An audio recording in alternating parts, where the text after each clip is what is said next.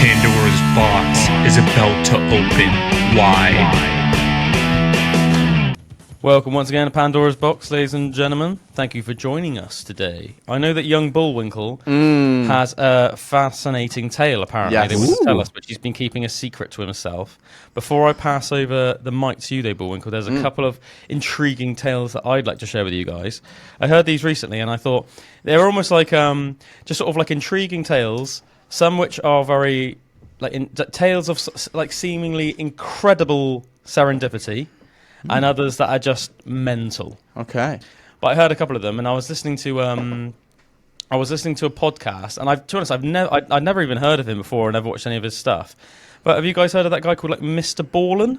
Nope. I haven't, no. Mr. Ballin? Mr. Well, I think Ballin. he has a YouTube anyway. So just so everyone knows, I heard these tales from that guy that's known as Mr. Ballin on YouTube, right? It's a very ominous, it's an ominous way to introduce it. Yeah. The Mr. ominous Ballin. Mr. I think that's just Ballin. what he goes by on YouTube, so obviously that's the only thing I can say. But I think basically what he does is he just tries to find like, the craziest stories. All right. And then that's basically what his channel is. That he just recites these like crazy stories that he's found out from different people around the world. So this first one I'm going to just call a serendipitous tale. Right? That wasn't what it was named as. I've just named it that. But this is about a lady called Ellie. I don't know if it's Lobel or LaBelle. But should we say LaBelle because it sounds a bit more fancy? Yeah, that sounds better. Yeah. This is about a lady called Ellie LaBelle, right? And this is a crazy story. And it's an interesting one as well, because at first you won't really know where I'm going with it, and then at the end you'll be like, whoa, that's mental. Like, I actually can't believe that happened. And the reason I think that is because that's what happened to me when I heard the story. So Ellie LaBelle was a very intelligent woman. She got her PhD when she was very young, doing really well for herself, high-paying job, doing great. And then randomly in her late 20s, she started getting ill. At first it was just, sort of feeling lethargic, finding it extra hard to get out of bed, things like that. But she could tell something was off. So she went to the doctors. Doctors didn't really know what was wrong with her. Apparently they did, they essentially like fobbed her off. Did the whole you might be vitamin deficient. Have you been getting enough sunlight? Do you exercise? All of that stuff. She was like, oh, okay, yeah, maybe I'll start trying to take more vitamins and that and spending more time outside. But anyway, she none of her symptoms improved. In fact, they got worse. She had blood tests at the doctors, but they all came back inconclusive. As the years went by, her symptoms got worse to the point that she actually had to leave her job. She was so ill by this point. After a few years, she had to leave her job, and it got so bad that her marriage even broke down. And her husband apparently left her because he just couldn't handle almost like being with somebody that was so unwell, which is a bit not very nice, is it? Brutal. It's a bit brutal. But I mean, you can see why it would be a big strain on like a marriage, though. Do you know what I mean? If somebody's like essentially like bedridden and they can't support themselves anymore, and that, I guess like for some people they're like, I didn't sign up for this. But anyway, so the marriage broke down. Her husband can't handle being with somebody so unwell. Throughout it all, she still couldn't figure out what was wrong with her, and because she couldn't figure out what was wrong with her, obviously there was no way for her to get treatment. It got so bad that by 2011, she was basically dying. So what was her symptoms? Just at first, as I said, lethargic, extremely tired, finding it hard to get out of bed, things like that. And then as the years went by, they just got worse. So if that, so just even harder to get out of bed, struggling now to just walk around the house, right. Just becoming weaker, had no energy, she physically couldn't, she could barely leave the house, things like that.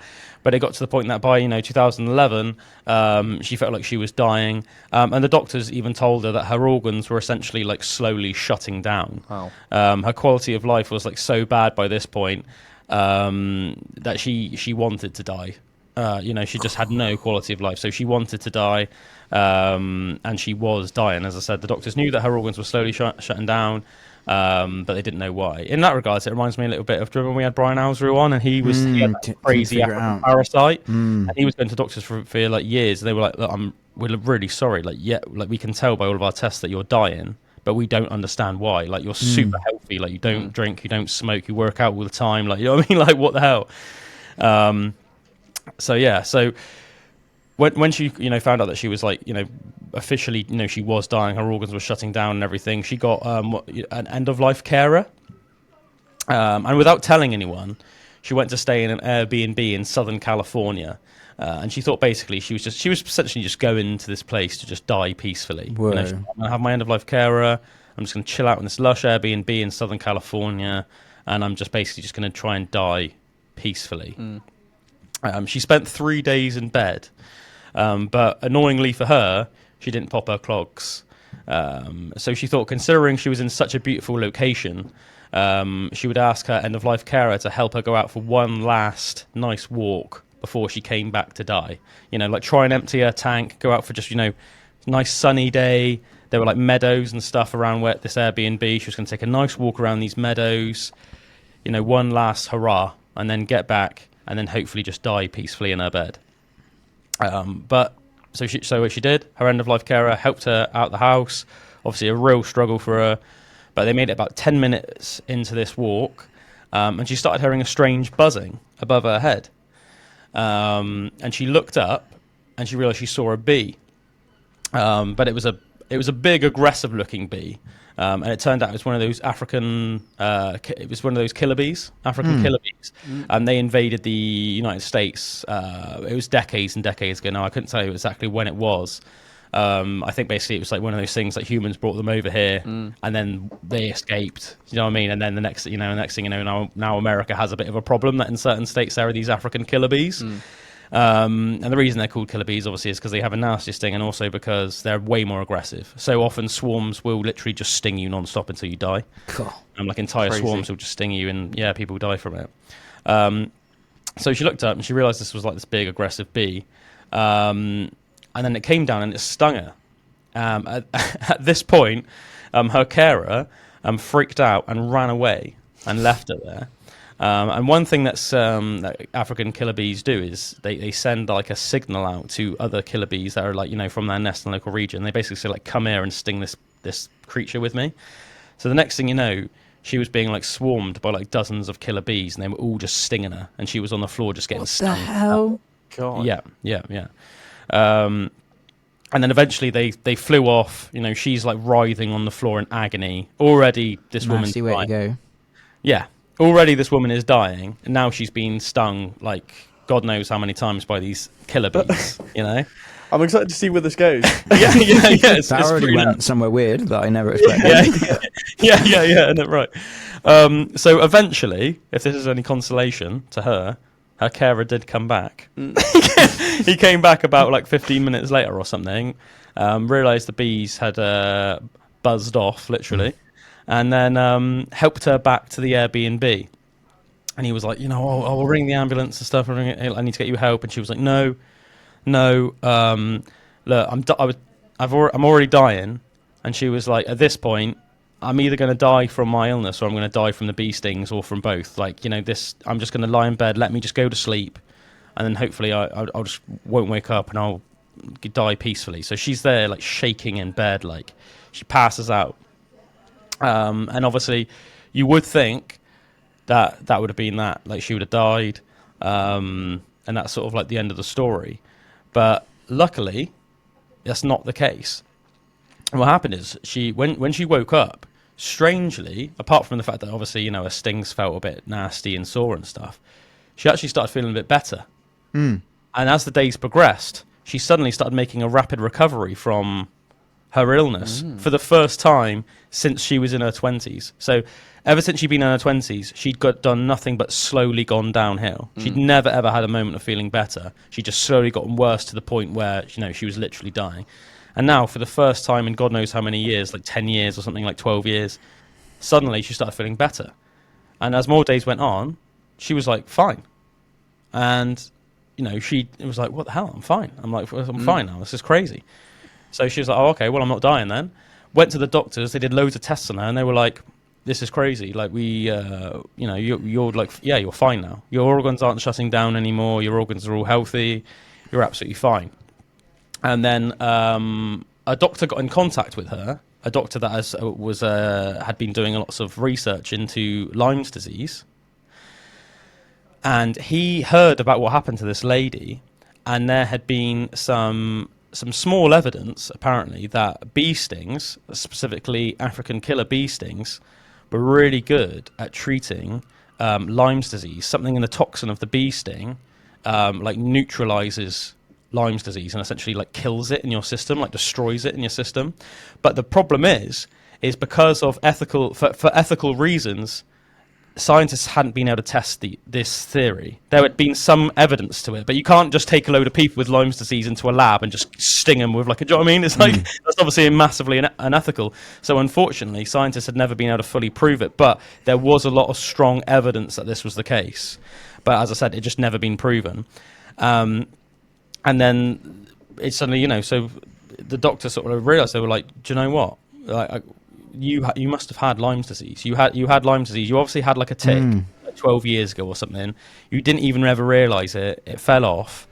You got Lyme's disease. And in some extreme cases, if it's not treated, Lyme's disease can literally kill you. For some people, it just takes you out of commission for a few years. And it's really hard to pick it up. A lot of people don't get it picked up. It's really weird. When you started saying this sort of story, I was thinking Lyme's disease. Right. When with the lethargy thing and stuff. Because if it doesn't get picked up, it does just slowly close you down. And it's really weird. I know Avril Lavigne had it, and it wasn't treated for absolutely years as well. And she had to stop doing gigs and things like that, and didn't know why. She was ill and stuff, and it turned out it was because of that. But I don't know why it's so hard to pick up, and it can be years before they pick it up, and it's crazy. I think it's I know. You think that's I guess there's not. I know it's hard to say, isn't it? With a lot of blood tests, they search for certain things in a blood test, and then I guess they can pick it up. But maybe there's maybe there's something that it's impossible to blood test for. I'm not really sure. I don't really know. And I guess for some people, because ticks are so small, I guess if you have it on a part of your body that you can't really see, or you don't, you're not interacting with that area much. Oh, that's a bit of a weird way to put it, but you know what I mean. I guess it could literally come and go, bite you and go, without you realising. Yeah.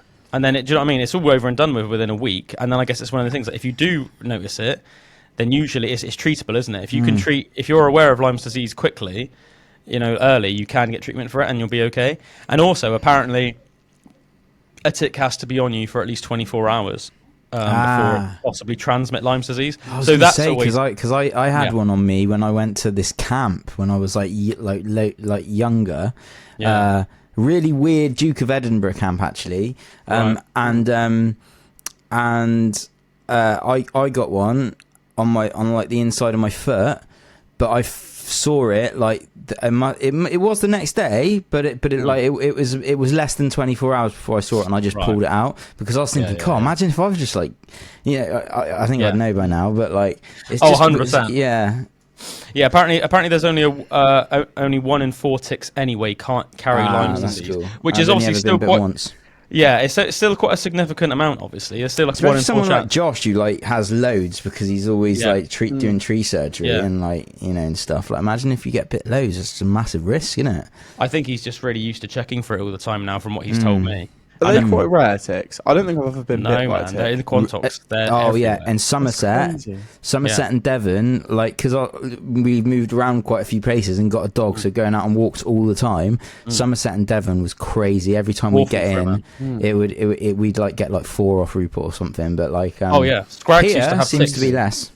The southwest is really bad for it, especially Somerset and Devon. But Scrags used to have them all the time as well. Luckily, obviously for pets, you get them flea and tick treatment, and you also get worm treatment. So that pretty much covers all the bases because obviously just kills them when they go in. Yeah, they'll get ticks in the wild. They'll get fleas off animals they hunt, mice and rats, and then obviously they'll eat them, and then they can get the worms from the parasites that are inside the rats and the mice. So, but that takes care of all them. But Scrags used to have ticks all the time, and even though it sort of protects them and it all kills the ticks, sometimes I would have to still pick ticks out of him because he was really fluffy, wasn't he? But sometimes I'd be stroking him, and I feel this little a little mole or something, a fat mole, and I'd look, and it'd just be this horrible fat tick. Yeah, I'd look, oh, it's gross. They're such gross little creatures, aren't they? Yeah, I don't think I've ever had a tick. Evie's. We've had to pick ticks off Evie from just her being in the garden before. Yeah, that's yeah. It's crazy. She had one in her ear that we had to pull out. Luckily, obviously, she was fine. But the thing is, obviously, it was we found it like within a couple of hours of her having it. It was still tiny, like it had bitten into her, but it was still like a tiny little black tick. It wasn't like fat and bulbous. Oh yeah, it's had a good feed. Stagursi's really bad for it. I'm like they really go white vigilant. after a while, don't they? Have you seen? Yeah, they like get that? so fat that their asses get like fat and white. Yeah. Whereas when they're normal, they're just tiny black little things, aren't they? Maybe I have, but I just don't know it. No, potentially. Obviously, Durley's not very bad for it. No. Like, I mean, you'd be able to lie in your garden in Durley, it'd be fine.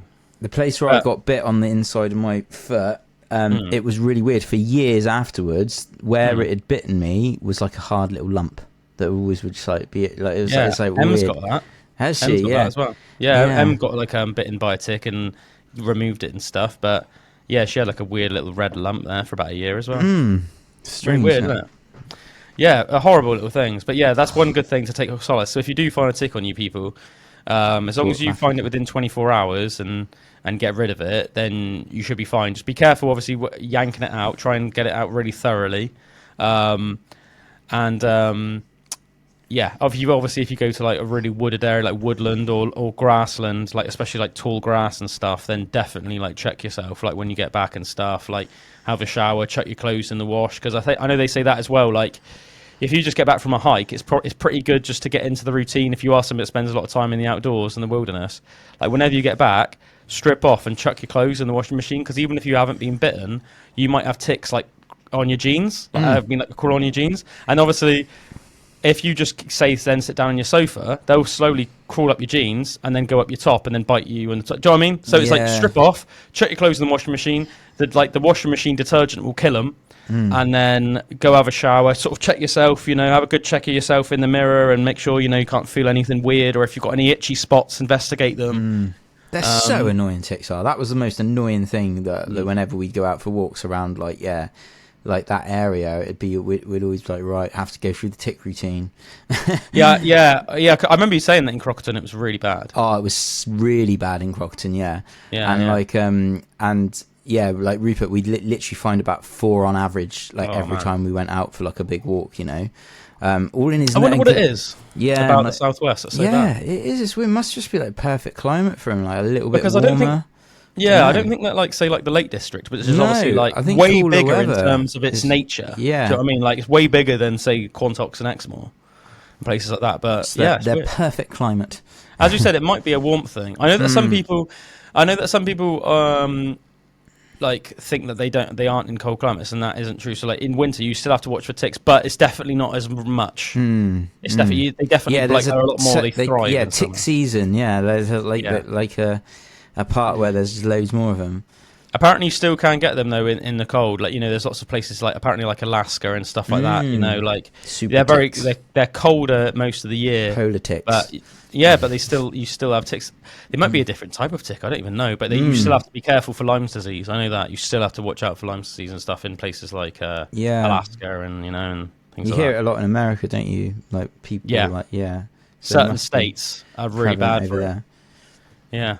It's weird, isn't it, that it's like something that both the UK and America suffer from, and separated from the Atlantic, but we still just have these Lyme's disease ticks. Yeah, and it's so weird as well. Like their heads as well. Like when they get with Rupert, so you got these special, either some really tiny thin tweezers, but then also this thing that looks like a bit like a V, and you just put it in and pull it out, and it will get it out. So we had 2 specific tools for it, depending on the type of tick or how big it was and stuff.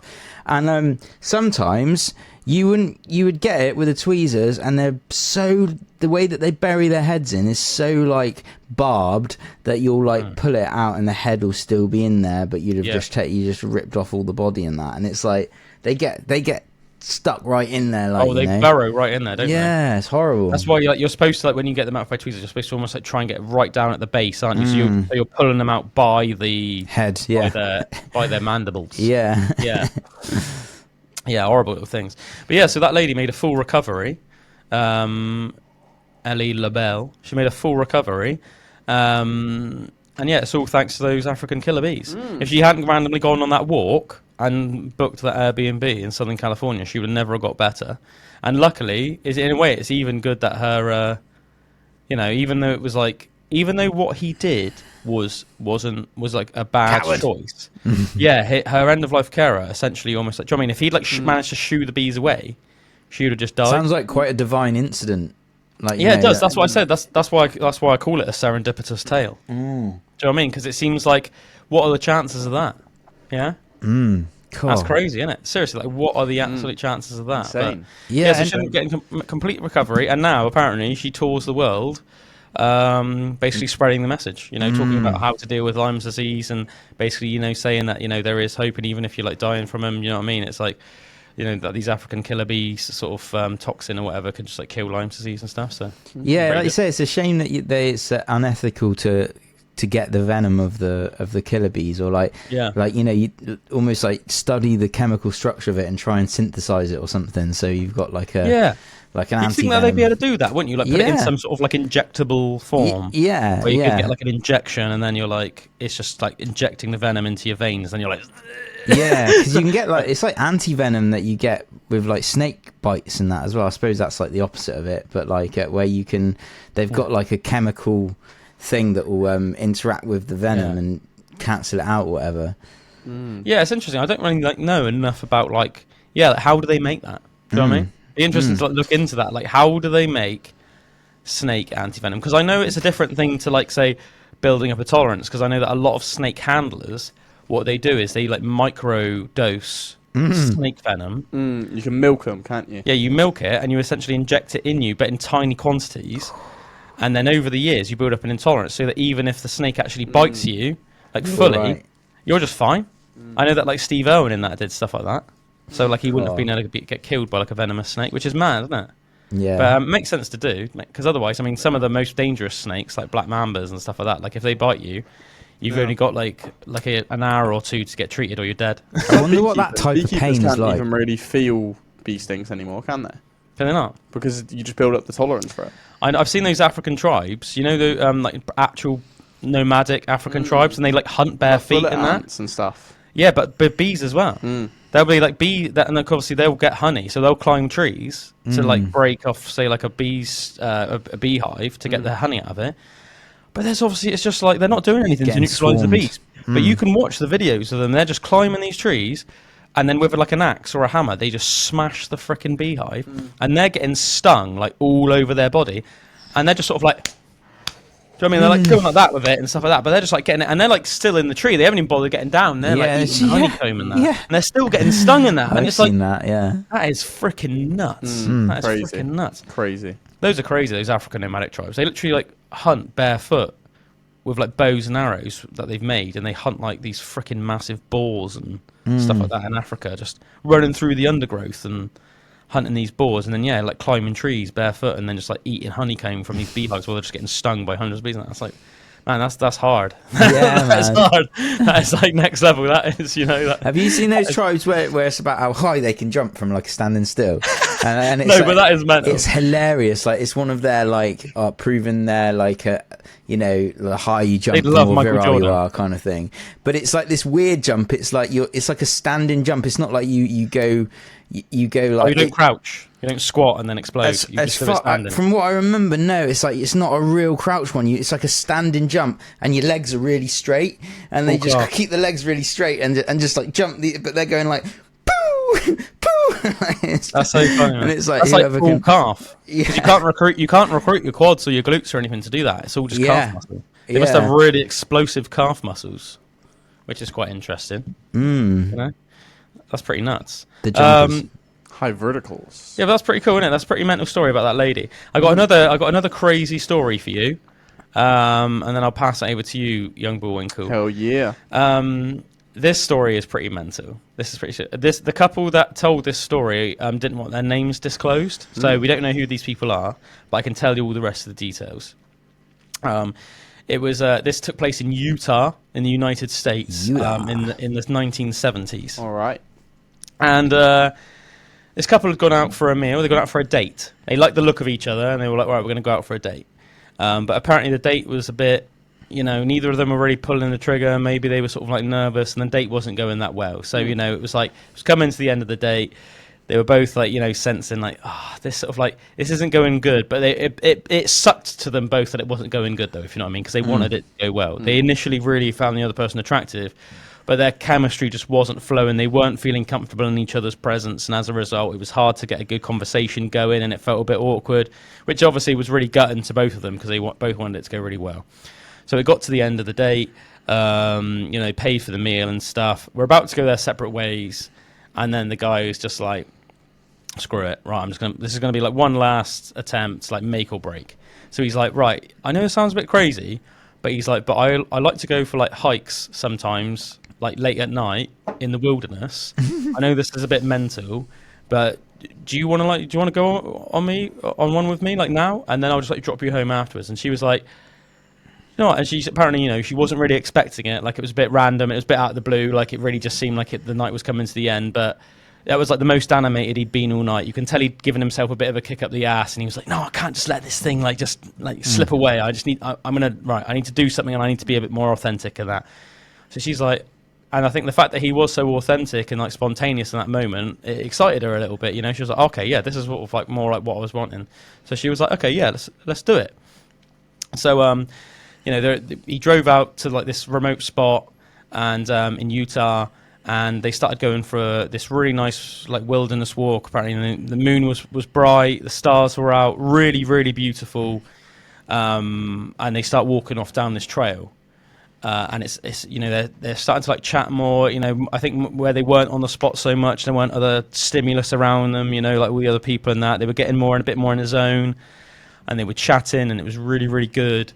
But then as they were going more and more to the trail, they both started feeling this weird sense of dread, and apparently they didn't talk to each other about this. They just both individually were thinking there's like something like a sinister feeling in the air, like this feeling that there's something not good going on, like you shouldn't really be there, like there's danger around. Bad energy. And I think, we've all been there. Do you know what I mean? There's like, for some reason, you're just like getting these like bad feelings about something, like your intuition, like the sixth sense is going, like is ringing these alarm bells for you. So anyway, but they like carried on. They didn't want to like be weird to the other one or freak anyone out. And obviously, they had those first date jitters and stuff. So they're trying to play it cool, and they're enjoying their conversation to each other. But apparently, they're both really, really on edge. With that said, though, the guy's like, "Oh yeah, should we like head back to the car and stuff?" And she's like, "Yeah, okay, yeah, let's head back to the car." So they're walking back, and by this point, they're really feeling like really scared, but they're just trying to act like as cool as possible.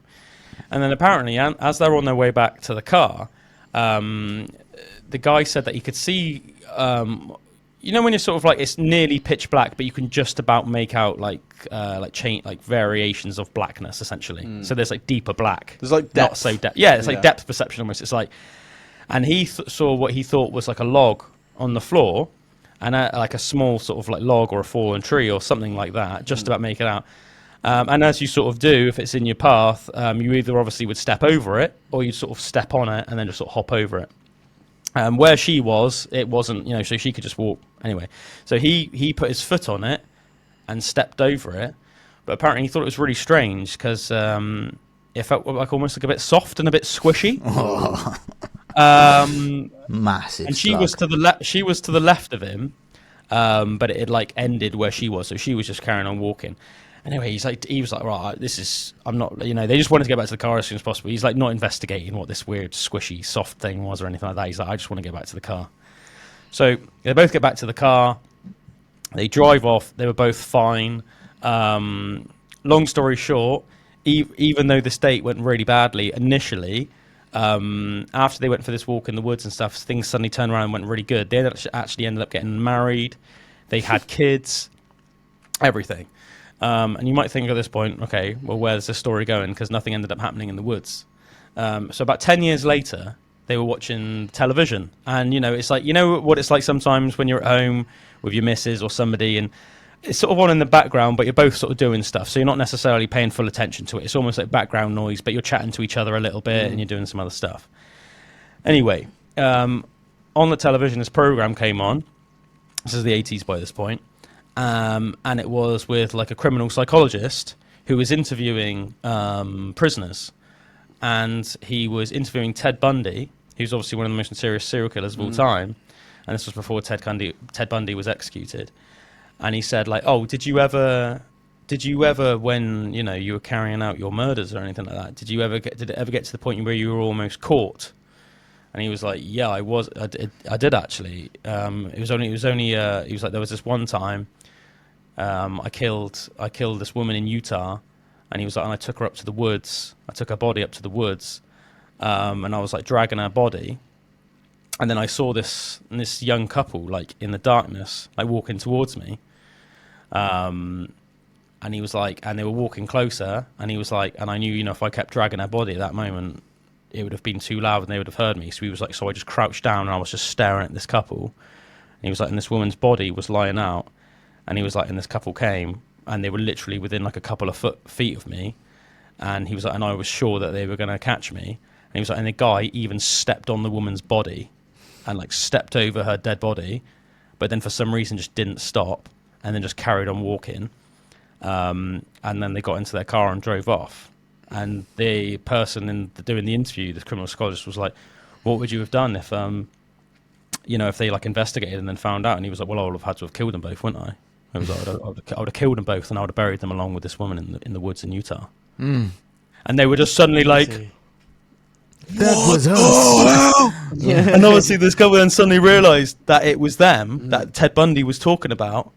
And that was why they felt this feeling of evil and malice in the air that night, was because one of the most like prolific serial killers in America was like in the woods with them, like staring at them in the woodlight, and they had in the moonlight, and they had no idea he was there, but he was just there crouching, staring at them like a predator, thinking, I might kill these people in a minute if they figure out what I'm doing here. And the guy even stepped on this like poor dead woman's body. That is crazy. And he was just like, right, no, let's just get out of here. I'm just glad the state's going well now. Yeah. And all those years later, they just forgot about it, and then 10 years later, saw that on the television. Like, yet again, it's almost like, what are the chances? Like, they could have so easily just not watched that television program one day. And then that was that crazy little story. But I was like, insane. That's another nuts one, isn't it? Yeah, crazy. They must have thought that was crazy. Man, there's definitely something to intuition, isn't there? Like the fact that they could just get this like weird sense of evil and like but danger. And how would they know? It's crazy. Oh, it is crazy, isn't it? There's a really weird like that story. Something like that nearly happened to me today. What was that, man? Today? Like literally, if I'd have gone up on someone's dead body, quite close enough. Like what? you know where I walk the dog every morning, the Whitcliffe, where you can see Ludlow from the top there, and it's Isn't there like and a castle and stuff. Yeah, well, the castle's in Ludlow, so at this top of it's called the Whitcliffe, and it's like a field, but with like woods all around it, and then going down to the river and stuff, and then you can get into town. But from the top of it, you can see Ludlow, you can see the castle, and you can see all the houses, and it's like really beautiful and that. And just every morning, I get up super early and take Rupert up there for a walk in the morning. And I went up there today, and there was like 2 police cars like up the top there, and you've usually got to walk through the field and then go into the trees along a path, and there's a couple of ways into it, and I just normally go for a loop round there. So I went up and like I tried to go in the path, and it was no internet connection. Cliffhanger!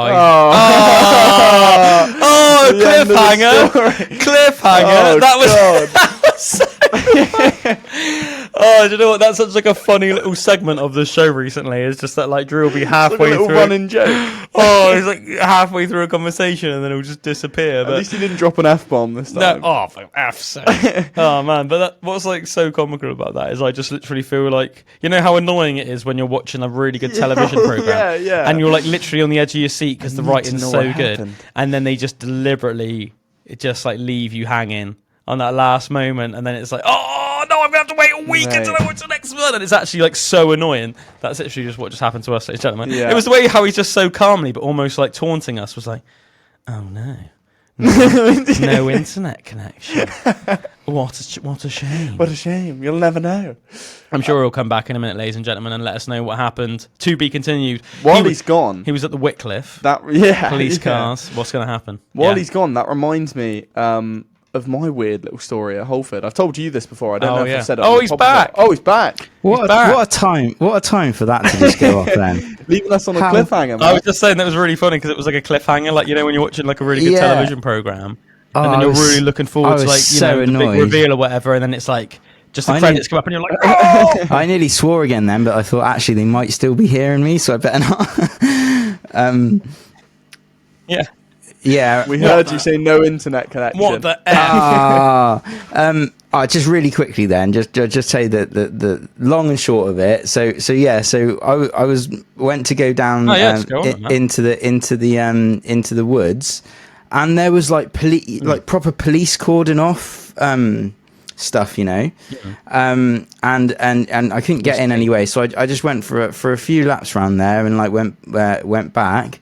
And there was another car that turned up next to the two police cars, and it looked like a doctor, and he just like went wandering off into the woods. And apparently just before I got there, I saw another dog walker, and they said like a fire person, like, you know, fire truck had just like fireman had just come up and like left and stuff. But yeah, and someone went up into the woods last night and like hung themselves up there.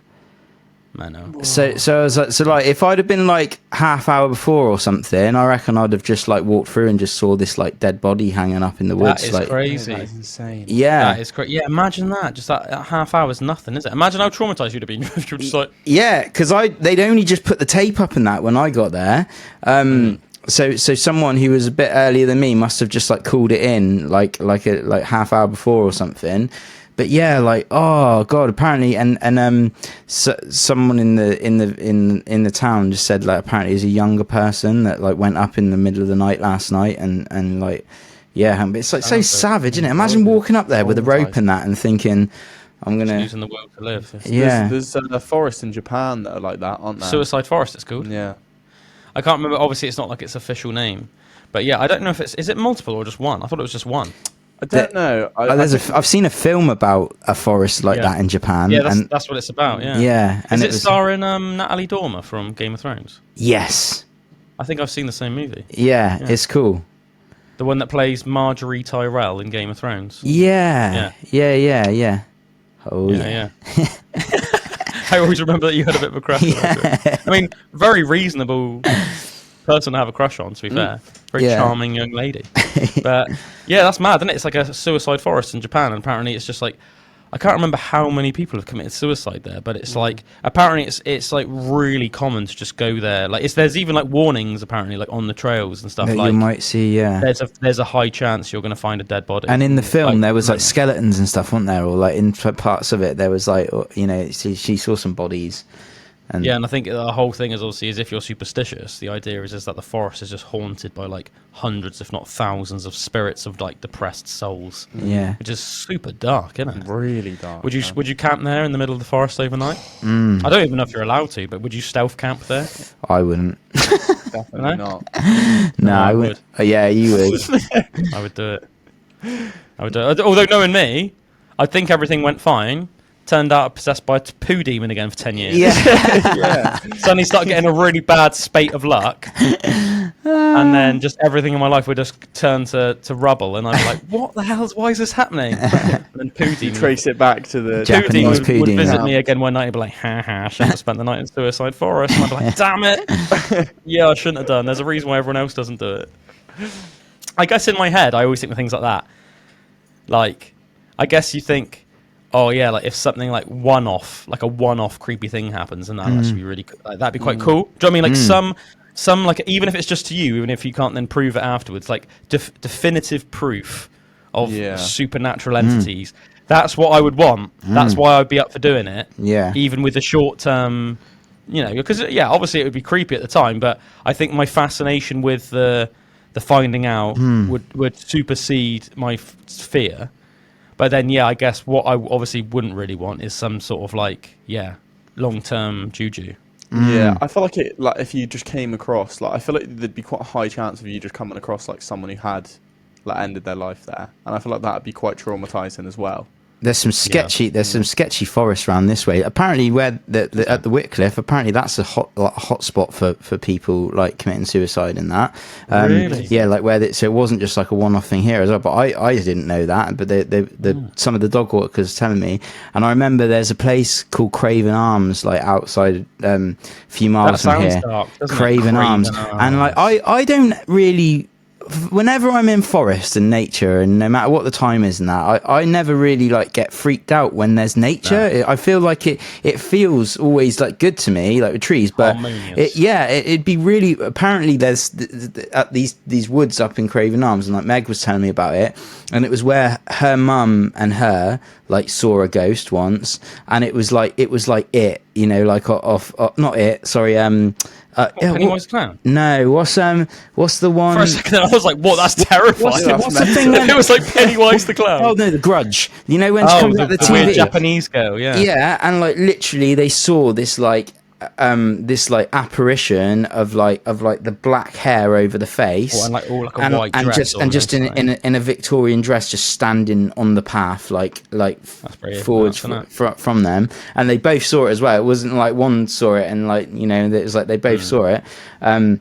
But yeah, and she said like the energy of the woods there is like dark and horrible. It's almost like a lot of people killed there. And I think this ghost that they saw was probably some chick who'd been murdered like hundreds of years ago or whatever. Like, because it, you know, I think it was more prevalent then, and like people would do it in the woods, and like Victorian times, you're not really going to get caught. You know what I mean? Like that kind of thing. So I reckon some dark stuff has happened up in those woods there. But I want to go there and see if I feel any different, because anytime I've been in any woods, I always just feel like, oh, this is nice. You said it's called Craven Arms. Craven Arms, yeah, like woods. There's lots of woodlands around there. Craven Arms, Shropshire. I'm going to have a look at Shropshire. I've definitely been in some like woods before and had experiences that have been like, whoa, that's a bit dodgy. I didn't like that. Yeah. Like the one I was going to say before you joined, Drew, when in Holford. This is one that me and my friends always go back to. I think I've told you this story before. Yeah. About a time that me and my friends went up the forest, you know, at night time. We were intoxicated. And we were just going on a nice walk, you know, as you do. And it was not a nice day. I remember that much. It was really ridiculously windy. Like, you felt like the trees were going to fall on you and maybe kill you. Like, it was sketchy in that sense already, you know, overcast. It might have been raining a bit as well. So already the pathetic fallacy of it was looking pretty dark. And we kept up walking up this hill. No one's around really. And then you just hear these sort of like motors coming up. And one like woman scream, almost like a blood curdling scream off in the distance, and then just like loads of commotion. Wow! And we were a bit like, "What the hell? I don't know that. I don't know that." You know. And at this point as well, we're intoxicated, so we're already a bit sketched out. We're going, "Oh, this doesn't seem like this doesn't seem like the place we want to go to." Man. So we're like, "Right, we need to turn back. And one of my friends thought that he would go towards it. All he heard was the cars. Now, don't get me wrong, I like my friend, but sometimes his decision making not up to standard. I'll say that much. Right. And in his head, he heard, "Oh, car! I want to go see the car," and started walking towards it. I love how your impression of your friend makes out that he's a complete dunce. Man, in this situation, we thought he was being one. So he was walking towards it. Go. We're like, "Mate, no, you're gonna get us killed. You're gonna get us killed." So we had to pretty much like grab him, and be like, "Don't go near there," because it sounded like they're coming towards us at this point as well. We're like, "Don't go near there. Don't go near there." So we drag him back, like luring you in. Exactly. Like a what are they called? Like skinwalkers. Yeah. Like a skinwalker. Yeah. Like he was hearing something we weren't that was bringing him in. So we drag him back and we're like, "Jack, this is not this is not safe. We're going to die if we go to whatever's going there. We're pretty sure we've just heard someone be killed. Yeah. We don't want to be next." And we keep on walking down. But these cars, you could hear them like shouting, almost like they'd heard us and were now like looking for us. Right. And their cars like started driving, and we could just see for the entire time. It was nighttime, so we were almost like, whenever the cars were coming close to us, we were like hiding behind the trees almost. Right. And we could just see the cars like scouring over the woods in like Holford. Just like you just see the like headlight beam, and it's the same car, almost just like looking for something the whole time. Like they were looking for us, like they'd heard us like running around and were searching for us, and we were like, "Mate, this is the sketchiest thing we've ever like." Yeah, like, why would they be looking for you? Exactly, and they were coming close. Like they came down roads that we were walking down. Like we just had to sort of jump like they into were the woods. worried that you'd caught them doing something. Exactly, that's what it seems like to me. Exactly, and then we managed to make it back to my friend's house. Like all was good in the end. Yeah, but definitely still wonder a little bit like what the hell was going on in the woods that day. You know, wow, especially hearing like women scream. Yeah, exactly. That's mad, dude. That's mad. Yeah, pretty insane. Did you say that place was called Craven Arms, Drew? It's some woods by Craven Arms. I'm pretty sure. Some woods, but Craven Arms, yeah. Yeah, there's like woodlands around Craven Arms. I'd tell you what, man. I'm looking into it a little bit. There's seems like there's loads of haunted places in Ludlow. Yeah, Like loads of places in Ludlow. No, not sorry, not well. Shropshire. Yeah, in Ludlow. Sorry, Shropshire. But that's it. Because that's what Meg said. They like experienced stuff when they were younger, like proper freaky things out in the woods and that. And I'm like, oh, I've never, But yeah, apparently it is. And this other little cottage that they used to live in as well. And it was like two little cottages, and they could there was not cobbles, like stones, like small stones, like all like out. What's that? Sorry. Pebbles. Yeah, when it's like a driveway full of pebbles kind of thing, and they would just hear like pitter patter of feet like running around and laughing around, and it's weird. Yeah, apparently there's lots of haunted places in Ludlow. I know that there's a ghost walk that you go on all around the castle, and they all dress up and that, and we'll tell you about the Feathers as well. Apparently is really haunted. One of the most the Feathers is like one of the really old hotels, a famous hotel in Ludlow. I just saw something about that a minute ago. Yeah, apparently that's real haunted. I'll read something now about it if you like. But let me find something about. So I'll go through it in chronological order, maybe about some of the stuff found in Ludlow. So yeah, Ludlow Castle obviously is one. The type. This is like a supernatural / paranormal database, so it's not just. So it's like everything. So it could be UFOs, could be cryptids, could be. So this is the type of supernatural incident. Apparently, is a haunting manifestation.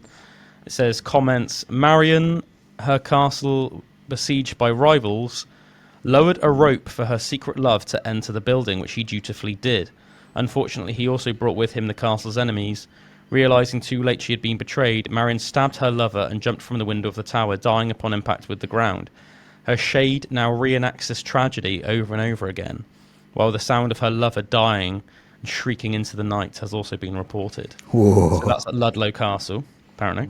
So look out for Marion, Drew. So I guess that was from the English Civil War, then I assume. There's also what are known as the White Monks. This is in Friars Lane, apparently in Ludlow. I have to look out for that one. This is another haunting manifestation. This apparently happens circa 19th century. It says comments. Walking near where their priory once stood, a small procession of these spooks could be seen after dark. It says white monks. So yeah, a small procession of white monks could be seen after dark. There's also what's known as the Tall Grey Woman in St. Lawrence's Church. Oh yeah, I'm right next to that. Yeah. So this is another haunting manifestation. The Tall Grey Woman. This elderly female woman wearing a dressing gown runs around the graves at night time, occasionally screaming. That would be freaky to see. That sounds cool. I always walk around that churchyard with Roops at night sometimes as well, like just on a quick lap. Want to do that last little quick lap? Yeah, so that'd be a weird thing to see. Well, yeah, man, you might see it. The Tall Grey Lady. There's another one that's called the Wigged Soldier. Apparently, the location of this is the Globe Inn. Oh yeah. This is another haunting. The Wigged Soldier. The Wigged Soldier is said to have been murdered in the inn. This long-haired soldier wearing a cloak has been spotted walking around the corridors of the building.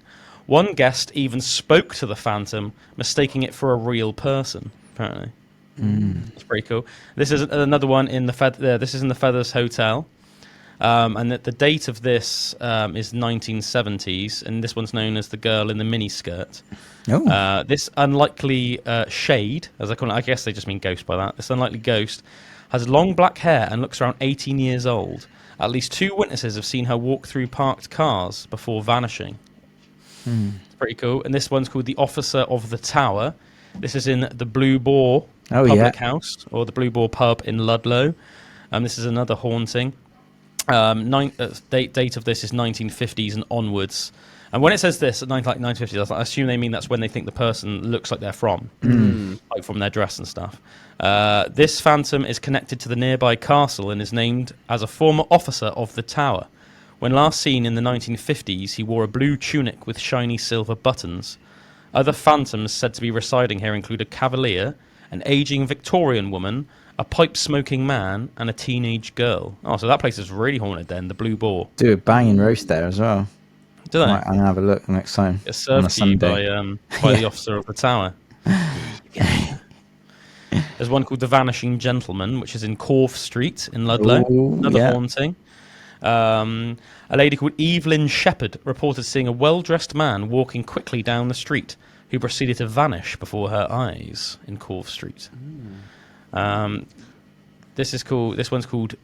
This is a bit of a weird name. This is called Be Respectful. This is on the corner of Bell Lane, apparently in Ludlow. And this was in 1994, June of 1994. After a local beekeeper called Margaret Bell died, a swarm of hundreds of bees massed on the corner of Bell Lane opposite where Mrs. Bell had left. Some traditional stories say that bees will mourn the loss of their keeper. So they think there was almost like this supernatural procession of these bees that were like mourning. Yeah, that's pretty mad, isn't it? That is crazy. This one's called The Dragon's Den. Apparently this is like an ancient supernatural tale of Ludlow, but nobody knows exactly where this was supposed to be. This was dated to 1344, and the type of this supernatural entity is literally apparently a dragon. And at first comments it says, a Saracen soldier arrived in the area and sought permission from the Earl to kill the dragon, which was apparently destroying and poisoning the area. The Earl agreed, and the Saracen was successful in defeating the beast after a long, hard battle. What happened to the Saracen is unclear, but the Earl gained possession of the dragon's gold and became very wealthy afterwards. Mental. That's crazy. It's crazy how many tales of dragons there are in England. Yeah. Like obviously in Somerset, our reason why on our flag, so the Somerset flag, for people that don't know, it's like a yellow background with like a red wyvern on it. And apparently the whole reason for that is I can't remember what night it was, but apparently on the Somerset levels, which is sort of like nearish Glastonbury, I guess, like in between, it's like this whole flat land of area in between sort of like Glastonbury and sort of like in between sort of Western and Bridgewater area. Yeah, apparently a knight had this big battle with a wyvern there, and then eventually be able to defeated it, and that's why we have a wyvern on our Somerset flag. It's cool. And yeah, it's just crazy. There's like loads of tales of dragons in the UK, and not just obviously the UK, like all around the world, which is pretty mad, isn't it? There's another one in Ludlow called the Dinham Bridge. Oh yes, the Dinham Bridge. It's called the Bottled Ghost. Dinham Bridge is likely the location where a ghost, which had been bottled by a canny ghostbuster, was thrown to ensure it did not return. Oh, that's a bit weird. What? So like they captured the ghost in like a bottle and then threw it over the bridge. Throw it in. That's a bit mental, isn't it? This one's called the White Cow, and this is in Lytham, or Michelle's Fold Stone Circle. Do you know about Don't know that one, no. Oh, this is actually. Oh, this isn't in. This isn't in Ludlow. This is in Shropshire, but it's not in Ludlow. There's a stone circle in Shropshire. That's cool. Yeah, it's called Michelle's Fold, like Michell, like Michelle's Fold Stone Circle, and apparently it says pre-18th century, during times of drought or hardship, a white cow would appear in the middle of this sacred stone circle and allow everyone in the neighbourhood to fill one bucket with its magical milk. Oh, baby. That's mental. Michelle, a local witch after whom the circle was later named, milked the cow into a sieve until the creature vanished. Sounds like she took a bit too much advantage of the cow. I wonder if that's where Meg's getting raw milk from. Yeah, thanks going up and finding it. The magic white cow of the stone circle. Yeah, that's pretty nuts, isn't it? I wonder if the woman we saw in Holford was, because obviously it's connected to Dead Woman's Ditch, isn't it? Yeah. There's meant to be a ghost there. Maybe that's the woman who was screaming at us. Maybe, man. I find it mad that you saw car. It sounds like the car was actually on the hills. Yeah, that's what I thought was a bit crazy as well. Like, that sounds the car mad. was on the hills. I guess there's like roads. There is roads like around on Holford that you can drive up, and I mean, yeah, in the village there are. Yeah, like on some of the hills there are. Through you probably have to have like a good off-roader to do that though. Safely. Yeah, I think it probably was. Yeah. I remember from my memory, it was like looked like a good off-road car. Yeah. You know, But that's pretty crazy, though, man. It was mental. Yeah. It probably genuinely one of the because we'll never like get. I think the interesting thing about that as well, we're never going to get closure on what that story quite was. Was it and it was like a blood curdling woman's scream, like proper, like it was like proper sketchy. We just heard it once, and then you just heard like all the I just remember there being like loads of commotion after. And we were like, yeah, we're not going to that. Because it was almost one of those that, like I say, it was like dark. It was a horrible day. There wasn't really much reason for many people to be in the woods anyway, you know? Yeah. Strange. Very strange. Yeah, that's weird. Like, I know, actually, as well, one of my friends, because I almost feel like with stories like that, because we were intoxicated, I think we had a couple of brownies, it almost takes away from the story a little bit. But but one of the people that we're with, who was the one who actually lived in Holford and the one who was driving back, were completely sober, like, you know, not intoxicated, and but they still experienced it just the same. It's the exact same story, like completely the same. Yeah, I have to say, like, nothing weird has ever happened to me that I can remember anyway. Like, I've been on so many hikes around the Quantocks, like whatever. I can't remember really anything weird ever happening. Like anything that, like, or ever a time where I felt like uneasy or like I was being watched or anything weird. Do you know what I mean? Just like, and I've been out for walks like in the dark, you know, like where I've gone out hiking, and it's got dark, like mid hike and stuff like that. And it's hard because obviously in terms of navigation, because everything seems different in the dark, and obviously you can't see landmarks the same. But I've never felt like scared and as well we've like done that walk a lot of times. Like we used to go up there all the time just because it was like easy to go. My friend lived in Holford, so it's easy to go see him and go for a nice walk. But we've done it in the dark a lot and everything. Mate, I wish I had a mate that lived in Holford back in the day, so I could have gone and done some brownies up there. That's way better than like somewhere in town. It's really weird. Like one of Meg's friends, like that we really know in Bristol, she'd be like, "Oh yeah," saying about her friend who lives in Somerset and stuff, and kept mentioning it. And they lived in Holford, and I was like, "Well, that was pretty much just like one of those mad little coincidences." But I always thought that must have been real nice. And they just had like house backing up onto like the Coombe or whatever. So cool, man. Yeah, I had two weird ones up on. They're not really like that bad or anything, but I remember like up at you know, there's like Dead Woman's Ditch, and then you can carry on going, and like there's a little car park on the right, or quite a big car park, and it's just like bigger rolling hills and stuff like that. More onto like the open hills, Yeah, so I remember like me and Meg, like when we were first courting, like went right up there, like up onto this like bit, like miles up there. Got naked, and it was like a real like nice like hot day, and it was almost just one of those things where you're like, I'm gonna have a bit of a sunbathe and that, like, you know, and thing. And then like it's funny you say about cars, because like I normally you both just got completely naked. Yeah. Like what? That's so like it's also like so random. There was a bit more to the story, as you can imagine. Watch out as well. for sundown. Watch out for sunburn, man. Yeah. Like, but it was just one of those like freeing moments where you think no one's up there. Do you know what I mean? You're real miles out of the way, and I'm free falling. That's what you're like singing in your head. Yeah, and then I turned round. And like, there's this like 4x4 hooning it up over the hills there, and I was in my house like, oh my god! Yeah, that was like nearly got caught, but it was like a ranger guy, and he was like obviously doing something up on. Do you reckon he saw you? I really hope he didn't, but in my head, to be honest, I wouldn't be surprised. Quickly dressed, and then we just started walking down another way and didn't actually run into him.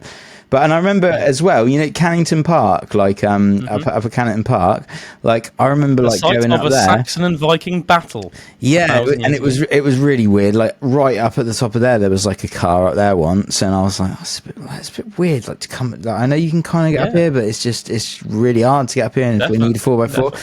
And then I went round the corner, and there was this guy just sitting down. He looked like a bit of an older farmer with a real young girl.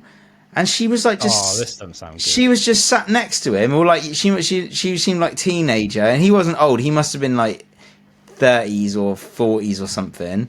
And he was sitting there, and he was just sitting there on the floor, and she was like sitting next to him, kind of leaning on him, and he just had like a shotgun in his arm as well, and they were just sitting there, and they were like. I walked past him, and I just like looked at him like, what the hell? This is like really weird. Bit of an odd scene. And he was staring at me, and he saw that I like looked a bit weird, and he was like, just hunting some rabbits. I was like, all right. Like, all right, mate. All Have right. fun. All right, you nutman. Yeah. Mate, that sounds Shakespeare with dodgy. this For young some reason, girl. talking She about definitely like, looked like she wanted to be there, though. It didn't look. It didn't No. look. Even but it if still she- might have been weird. Yeah, I was still thought it was weird and a bit like. And it wasn't like she was his daughter or anything like that. No, I don't think so. It was. It just seemed like a bit of like an. I remember her just kind of like sitting next to him, but kind of like leaning on him, and he was just sitting there with his gun, like, do you know what I mean? Just like, but they were like sitting on the floor, like, you know, like a bit of like an inappropriate. Yeah, like he's Equally obviously took her up the fit rather than going to the pub or something. They've like gone out like where no one will see him. Well, because she wouldn't be allowed in. Yeah, exactly. Couldn't get a drink. Yeah, mate. they're the only two How old do you weird reckon things she that was? Like happened. 15, 16? Like. Yeah, I would say. But then I think I was quite young then, so I must have been like. No, I was probably about around that 18. Yeah, I must. Right. Do you know what I mean? I was like, I was young when I saw him. It wasn't like I wasn't. You Like, didn't recognise the girl because also No. you lived in Canada. You didn't recognise her. Or anything. Or the guy. So it's Weird. like Maybe you yeah, saw a ghost, man.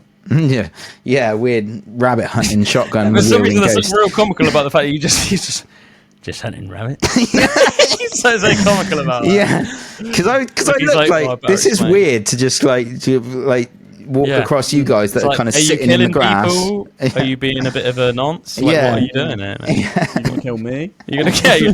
You're gonna kill me? You're gonna kill her? Yeah. Are you both gonna kill me? Oh, I'm getting Or are you out just of killing here. rabbits? Yeah. Yeah, I don't blame you, man. That sounds a bit weird.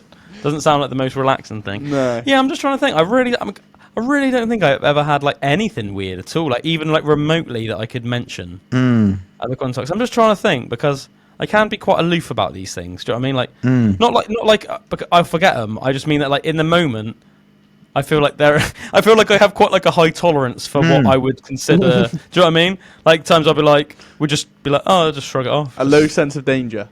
Yeah, maybe. I don't know. Do you know what I mean? Like, if there was like a creak on the floorboard, I'd think it's a creak on the floorboard. Yeah. Like, it's not, I wouldn't be like, there's something there. You know what I mean? Like, I that's my remember natural it was quite reaction. dodgy up at Canterton Park as well because they used to do the clay pigeon shooting up there a lot. And like, I remember being up there, taking the dog for a walk up there like years ago as well. And I was with Jamie B, and we like went for a big walk around the top. And all of a sudden, you just started hearing like gunshots, like real close by, and like we were up in the top of the woods, and we were actually having, you know, like the pellets from the shotgun shells after they'd exploded, they were falling. Like you would hear them like in the trees next to us and that, and we were like, oh my god! So like we got to get out of there quickly, but we'd gone up there before it had started. But in the middle of like us walking all up round there, they'd started their clay pigeon shooting, and they were shooting up towards the trees and stuff, you know. So it was like that was a bit dodgy, but yeah, we just got out of there quick the long way round. Yeah, with that like forest ranger thing, I was just thinking about it. I reckon I wouldn't be surprised if like 2 or 3 times a year, if not more. I reckon like a ranger will just come across some couple having a bit of hanky panky. Yeah. Oh, I know at quite a Devon normal Stitch, they're thing, up isn't there it? all the time. There's like rangers that come up. Oh, I thought you meant like doggers. Yeah. No, I was oh, mate, the there's a doggers keen all the dogging time. spot up That's there. why, yeah. that's why I go up there. I think there's a lot of people that try and like stay the night up there, isn't there? Yeah, you're not supposed to be. You're not allowed. No, I think the rangers come up and essentially just tell people to leave. But Yeah. I bet they see a lot. Oh See yeah, a lot going I bet on. they see a lot of hanky panky in the rooms. Yeah. I'll tell you what was hilarious was it was actually a really good present. Like for Christmas, my brother got me and Em like just like a night stay in a hotel in Bath, and it was way better than actually just getting like some material.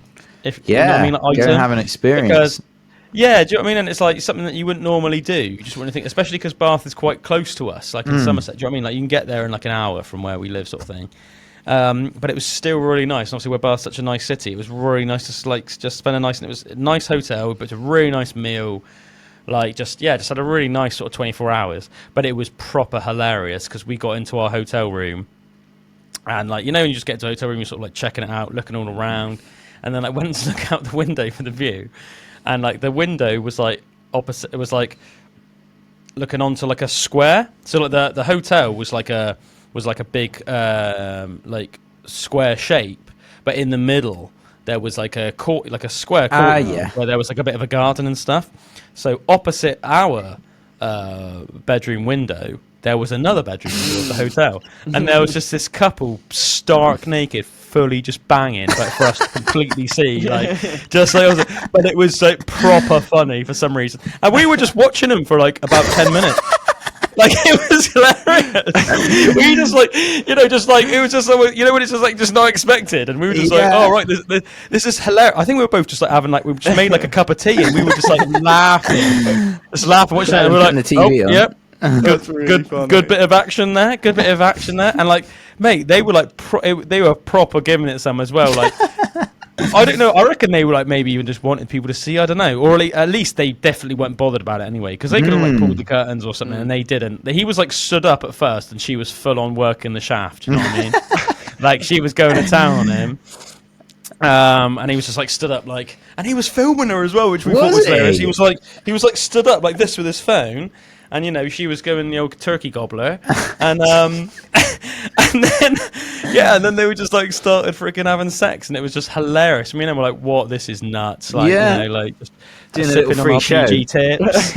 and then it was just real hilarious because then they just finished. And you just saw them just both just like walk off, obviously into the bathroom to have a shower, and they were like, "Oh right, yeah, I suppose we're just like heading to town now." Then after that, show's over. And then it was really funny as well because the next morning we saw him at breakfast, and it was like real funny. Like I was like, I clocked it. I could just about make out that it was them, and I was like, "I'm like, a devil from yesterday." And she was like, "No," and I was like, "Yeah."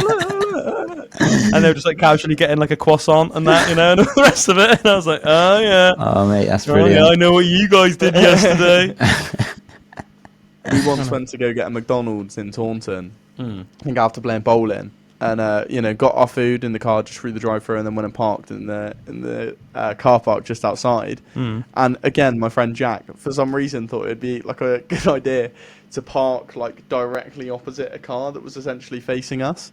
And he put his like headlights on full beam, and there were just two people like naked having sex in there, and they like you saw them like freak out. And we were pissing ourselves in the car. You saw him freak out, and then they instantly just like drove off. Oh mate, I love that. What was she like sat on top of him? Or something? I think so. Yeah. Oh my god. I was telling him to honk, funny. but he didn't. Oh, he definitely should have. He should have. Yeah. Mate. To be fair, the full beam headlights is funny. Why didn't he honk? Why didn't he honk? It almost makes it a bit creepy without the honk. Yeah, I know what you mean. Like the honk takes the edge off and makes it more funny. Yeah. With the head beams, it just makes it out like you're both in there like that. I've caught you. I'm watching you. To watch. Yeah. Yeah. So I think the honk would have just took the edge off, made it funny. Do the look again, man. That's all they say. Opposites. Just hunting rabbits. That's so good. Yeah, I always think it's really something real funny about like just random social interactions with people like that you're never gonna like have again. Like even like little things. Like do you remember last week, Bullwinkle? We I think it was after we did Pandora's box actually. Yeah, it was true because you had that meeting, didn't you? And me and Bullwinkle went over to see. How many mics and stuff were up in our other little studio, because some of these are getting a bit temperamental. So we're like, well, that studio's not really used. Let's just grab some of the mics from there. But on the way there were those just like two Indonesian guys, weren't there? So we're wearing a Dragon Ball Z top, and even though it was just something really small, we were just like stuck in traffic, and they just walked by the car, but real close. And I went, Dragon Ball Z, and they were just like, and then they were both just like. And it's just like, yeah. Oh, I just love a little social interaction. Very like good. That. Very good stuff. Yeah, it makes it funny, doesn't it?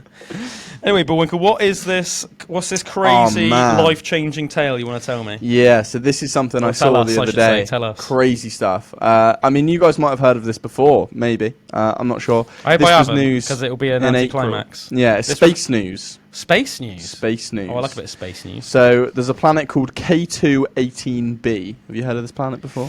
Might have done, don't know. For it's the not very purpose catchy, of this, is it? No, for the purpose of this, we'll call it Waterworld. Oh, okay. Right? It's essentially... No relation to Kevin Costner. I mean, maybe. Or the might be there now. Yeah. Got gills. It's a planet that's 2.5 times the size of Earth. Cool. It's 700 trillion miles, or 124 light years away from us. 124 light years. So if somebody had a powerful enough telescope to see Earth from there, they'd be looking 124 years into the past. Exactly. So none of us would even be alive yet. They'd be literally watching like our great grandparents like walking around the Earth. I always think that's fascinating, isn't it? The light year is like crazy. a year, isn't it? So, something's 120. And if you were to if we were to be able to travel at the speed of light, it would take 124 years to get so there. we just wouldn't get there. You crazy. just have to breed while you're on the ship and then hope that you're like grandkids. I think I saw in one of the videos explaining it. They would, if at the current fastest speed we could go to, it would take over 1 million years. Oh my god, which is crazy. That is actually insane. Yeah, but unfathomable. So how do we? What I don't understand with that is how do we know it's that obviously so how we know it's there? We're seeing 125 years into the past to know it's there or something. Is that the case? The case with it? Because so you can view it, but you're looking at it. If you had, so we're looking at that 125 years. Well, it depends how they're viewing it, I guess. Yeah, if it's literally from a telescope on the Earth, it would have to be looking at it 124 years into the past. Yeah. But if it was from a satellite, say, that was sent out in the 60s, that's been full speed. I don't know. Maybe it's close. I don't know because I don't know. Obviously, Bullwinkle, how they found this place. Yes. So I think we've had we've known of it for a while, and it's actually the closest we've got to verifying alien existence. So some scientists have been using. It's a water world. So it's a water covered world in the ocean. Yeah, it's around a red dwarf star. Right. It's about the same distance as we are from our side. So perfect for life. The conditions would be about the same as ours, basically. Nice. Although I think I read on one of them, and this sparks imagination a little bit. I don't think it orbits their sun, right? But it doesn't pivot on itself the same way that we do. So they have years, but not days, I guess, which would essentially mean that one side of the planet would always be just pitch black dark, and one side would always be light. Which is it doesn't rotate at all? I don't think so. How is or that if the it case? does, maybe it's really. I don't know how it works. I thought it would have had to have done, because doesn't every planet in our solar system doesn't it? I think so. Pretty sure. Yeah, I think so. Yeah, I don't know. I don't know. I'm no astrologist, but Yeah, but we don't see for example, we don't see the dark side of the moon, do we? No.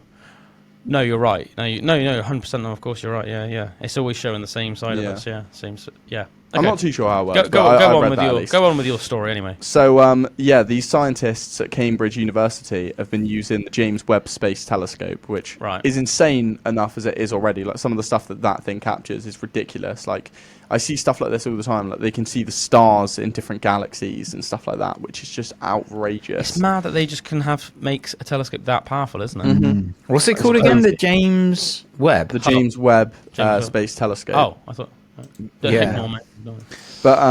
yeah. So what they can do with this telescope is they can actually. Let me see if I can read the exact description that they give for it. They can find the chemical composition of the planet. From the light that passes through the red sun orbit. So they can essentially break down what chemicals this planet is made of and what's going on there, basically.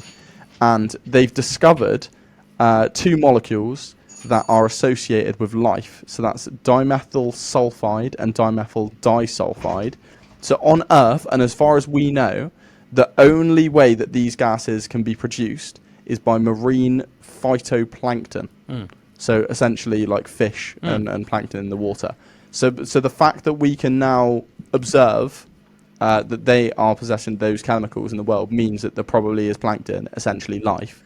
And it also begs the question of what other life could be there. Well, if it's a water world that's twice the size of Earth, oh man, it makes your imagination go wild, doesn't it? I like the idea that there's just these giant water beasts, in Star Wars in Naboo when they travel through in episode 1, travel through the planet, and there's just those massive creatures. That's what I imagine it's like. Yeah, they said that they need to do further tests and stuff to fully verify it, but they're confident that within 1 to 2 years they'll be able to completely confirm the signal that there is life there. Which is insane. That's so cool. I'm looking forward to that. Oh man, that's mental.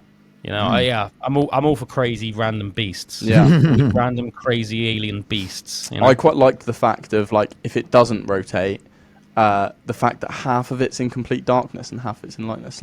Imagine how different those 2 parts of the world are, and if they both inhabit life, imagine how different the life would be. Surely on the dark side, it's going to be really cold. Yeah, do you know what I mean? Yeah, I guess it would be the dark side would almost be how the deepest parts of our ocean would be. Yeah, Just pitch black and dark and You probably need I guess it's different like ways to survive. on the surface though, like of the dark side, it would be really, really cold, wouldn't it? You know, you know, you'd almost like you'd almost be like warmer on the dark side, closer to like the closer you get to the core, because I assume their core radiates heat the same as ours. I guess so. Yeah. You know, which is mad, isn't it? Maybe it's like ice encrusted on the very, you know, almost not running Yeah, water or that's something. what I was almost imagining. Yeah, because like if you think about it, like I mean, we all know what it's like, say, like in winter when it's like dark and stuff, and it is just really cold, isn't it? You know, and stuff like that. So it's like I just would be like that, like surely like all the time, but even more extreme. That's nuts, man. Yeah, that's cool. I just read it and I thought I'd bring it to the pod because I thought it was quite interesting. Yeah, that's definitely an interesting point. I just, love the idea. I really do hope they find some mental alien creatures, man. I would love that. The James Webb telescope looks mental as well. It's like on a platform, like in space, isn't it? Like kind of just like floating around. This looks like almost like this hexagonal B kind of like circle. Is it? I don't even know if I've seen it. It looks quite inconspicuous. It looks a bit Star Trek. Some of the photos that is provided are like ridiculous. Like I'm pretty sure that's how they've got photos of a black hole. Right. And like it's just ridiculous. It's insane. It's probably genuinely one of our biggest achievements as like a species. Is the James Webb. Like when it comes to space, I think that's crazy. I think that's a pretty good shout, man. To be honest, yeah. Definitely. I mean, the fact that we can observe the universe like so thoroughly with essentially what is just a mental telescope. Because you think of a telescope and you think of like It looks more like a satellite dish. Yeah, yeah, that's crazy, man. This is sort of a bit related to a little bit related to space in some ways. Okay. Have you guys heard of Point Nemo? No, I haven't. Oh, maybe I have. What do you think it might be? Is it like the most like away part from land in the sea? Yeah, so it's concluded the most secluded spot in the ocean on like the entire planet. It's lies roughly 1,670 miles from the closest landmass in the South Pacific Ocean. Crazy. So that's a hell of a lot of miles, isn't it? So it's just essentially just this tiny, it's the point which is just the furthest away from any land. It's an area enveloped by immense uninhabited waters. Interestingly, at any moment, astronauts on the International Space Station, which orbits about 248.5 miles above Earth, are nearer to Point Nemo than any land dwellers on Earth. I think that's quite a cool fact. Wow. It's cool to wrap your head around, isn't it? So crazy. There are astronauts in space that are closer to Point Nemo than anybody on Earth. Yeah, that's crazy. Insane. So it's and they're uncharted, these waters. They're like we haven't explored them much. And well, I guess because of the location of them, not obviously anywhere near as much as other places. Because just to get a boat out there would take an insane amount of time, let alone then divers. I think it's got a lot of like issues with the weather and stuff as well. Like it's really volatile and there's like constant storms and so it's a bit dangerous even if you could send people out there. Apparently, due to its isolation as well, it's basically ended up serving as like a spacecraft graveyard. And like it's where they send all the defunct satellites and space stations when they just get sent back down to Earth, because it just minimizes the risk of debris hitting populated regions. So so apparently, if you had like say like a submarine or something that could go to the depth, there'd just be all these like spacecraft, space stations and satellites and stuff just like on the floor. Imagine if you were just like a fish just swimming around there and so this freaking space station just like smashes into the Earth. Sorry, into the sea there. You'd be a bit like, what the hell? Yeah. The remote point was discovered and named in 1992 by a Croatian-Canadian survey engineer called Javier Lucatella. Yeah, he found it using a computer algorithm to pinpoint the furthest location from land on the Earth. That's quite cool, isn't it? Pretty cool. That's pretty cool, isn't it? the vastness of the ocean. Yeah, man. That is a good one. Good one indeed. Indeedio. Right, let's see. Do you want me to spin my wheel? Mate, spin your wheel. Spin my wheel. Spin your wheel, Bullwinkle. Do it. Let me bring it in. Get it in shot. Here we go. Oh, spin it. Right, it's ready, ladies and gentlemen. So for people that listen on the radio, Wheel of Fortune. We've got the Wheel of Fortune here. We've got fact 1, fact 2, fact 3. And the multi-fact. And the multi-fact. I've just added some new facts in it as well, so Okay. we're up to date. Right. So he's spanning the wheel, ladies and gentlemen. He's spinning it. Here we go. What's it going to land on? Fact number 3. Fact number 3. What's fact number 3, boy? Oh my! Oh, I saw this one earlier. This is really cool. So there's a thing called third man syndrome. Right? Third man syndrome. I think I've heard of this. Yeah, this is where people who are in dire survival situations experience a phenomenon where they are helped by an invisible presence that offers guidance, comfort, or support. So it tends to like happen with people that have gone like on an expedition or like climbing a mountain or something like that, and they could be in a situation where it might all go pear-shaped, they're about to die, and then it's almost like some other force has come there and like told them how to get out of the situation. And I swear that's a bit like with the Japanese movie we were saying about in the forest where all the people like commit suicide. There was something like that, a premise to that with that movie. Like one of them, he gets lost in there. And something helps him that's you don't know whether it's a real person or it's like if he's nuts or if it's actually a spirit sort of thing. Yeah, that's cool, isn't it? Sounds a bit like that. I've got a little creepy tale for you. Go ahead, man. Right, so there's a lady named Tracy. She withheld her last name. She lived in a place called Rock Hill, South Carolina. She was a single mother of 5 children. Okay. One day she heard a thump from above and saw nails start popping out from her bedroom ceiling. This was at around 2:30 a.m. So this is creepy for her. Nails popping out. Yeah. So like there were nails, I know what you mean, and they were like. I mean, why she had nails? Why she had nails? Did nails just start coming through the like flat ceiling? Maybe. That's what I'm picturing. That's weird in itself, isn't That's it? probably right. Yeah, you're probably right. I think you're probably hit the nail on the head there. No pun intended. As you can imagine, as it was like in the middle of the night, 2:30 a.m., she felt that this was very disturbing. That something wasn't right. When she heard noises in the attic and saw nails popping out, she thought, there's some sort of supernatural presence going on. There's some sort of supernatural entities going on here. But it wasn't supernatural. The devil was not dancing in the attic. It turned out, after some investigation, that her ex-boyfriend had been living in her attic for about 2 weeks since he had been released from prison. Whoa. The two had broken up, though, more than 12 years ago. She never considered getting back with him, despite his letters claiming that he had changed and that he loved her and wanted to be with her. She thought that he had gone onto Charlotte, North Carolina, but no, he escaped and he found a little place to live in her attic and was living up in her attic. Mate, that's insane. That is pretty creepy, isn't it? It's horrible. I heard another story like that. I wish I had more information on this one actually, because this is more interesting.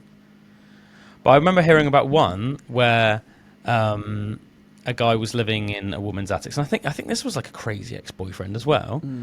And I think the two guys went up to investigate in the attic, and I don't think he was there anymore. But they saw they found like loads of cups with like poo in it and stuff, where he'd just been living up there, and he'd made like this little hole like in the ceiling or something like that, or in like the vents, so he could like see down into the woman's bedroom, so he could like see her undressing and stuff like that. And it was just really creepy. Just really creepy, man. Yeah, that's horrible. They call them froggers, don't they? Have you heard of that? Froggers. The term froggers. I don't know why they're called froggers. It's the name given to people that basically like a person that's living in your house and you don't know it.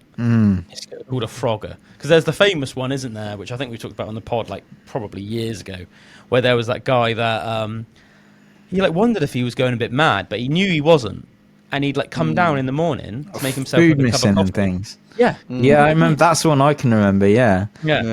Like, go to make a cup of coffee, but there'd be like no milk left, and I'd be like, I literally went to bed and thought to myself like, oh, it's okay, I got more than enough coffee, like, milk for coffee in the morning. And he was like, he thought it was so weird that he ended up installing cameras, and then he installed cameras, and then he went to work one day, came back and checked the camera, and then literally saw like a woman come out of his like kitchen cupboard. Yeah, that was it. Yeah. And she was like making herself like a cheese sandwich and stuff. And it turned out that she had like she was like living in this little room she'd made, at the back of his kitchen cupboard, where she'd like put like a board out, so like it would be, you would just think it was at the back of the cupboard when you'd open the cupboard, but like if you took the cupboard away, at the back of the cupboard, it just opened up into this like small room that she'd made for herself with like a sleeping bag and like loads of stuff in there. That's mad, isn't it? And like, apparently in the footage, just obviously, just during the day, she was just like walking around the house and just like chilling out in the house. And then whenever she'd like hear the car, she'd just quickly get back in and just like shut the Mate, it's so like horrible, but in a way you almost have to applaud the ingenuity of it. Yeah. That's crazy. Yeah, it is. I mean, it's super creepy though. Isn't it? Yeah, pretty horrible. I think that's like worse than like the idea that you've got like a ghost in your house. Personally, Oh yeah. I actually read out a story this week on the Mystic Hour. Yeah. I've got it if you want me to read it. Yeah. This was one of the ghost stories I read for Claire, and it was about an attic. So Right. it kind of fits into what we're talking about. Do it. Just for preface, I read out a few, and Claire said out of the ones I read this week, this was the one which she thought was most authentic. Okay. And, probably. So most from a psychic medium / clairvoyance point of view, this is the story that gets she thought the was seal of approval. most actually likely to be legit. Exactly. Right. So, when Ellie moved into her new flat in East London, she thought she'd finally found peace. Top floor, Victorian townhouse conversion, newly painted and quiet neighbours. It was perfect. Until it wasn't. Until about 2 weeks in, she started hearing footsteps above her head. Pacing. Heavy. Measured. Always around 2 a.m. At first, she assumed that someone else lived upstairs, but when she asked the landlord, he frowned. There is no upstairs, he told her. You're on the top floor. That attic's been sealed for years. Still, the footsteps came. Sometimes a dragging sound like something heavy being pulled across the floorboards. One night she even heard 3 sharp knocks directly above her bed. She started sleeping with headphones in, but then the sound started coming from inside her flat. The click of light switches flicking off on their own, the TV turning to static. One night she came home to find every cupboard door in her kitchen wide open. Wow. Then the knocking began on the inside of her bedroom wall. Terrified, Ellie downloaded a voice recorder app and left it running one night. The next morning, the audio started normally. Silence, a few creaks, the hum of a fridge. Then, around 2:13 a.m., she heard herself say softly, "Hello." She heard herself say that. Mm-hmm. That's creepy. And a few seconds later, another voice, deep, glitchy, hoarse and male, answered, "You're not supposed to be here." That wouldn't be very nice. No. She moved out within 48 hours, didn't even pack, just took what she could carry, and the flat is still listed for rent, but no one seems to ever stay for more than a month. The attic, still sealed. That is what. So she heard her own voice. What did her voice say again? Hello, I think. So she just heard hello in her own voice, and then you're not supposed to be here. But in this weird, like, glitchy, like, creepy voice. Cool, that's horrible, man. Yeah, it's creepy, man. That is proper horrible, man. Yeah, I mean, I don't really know what to make of that. Yeah. But that's creepy, isn't Yeah.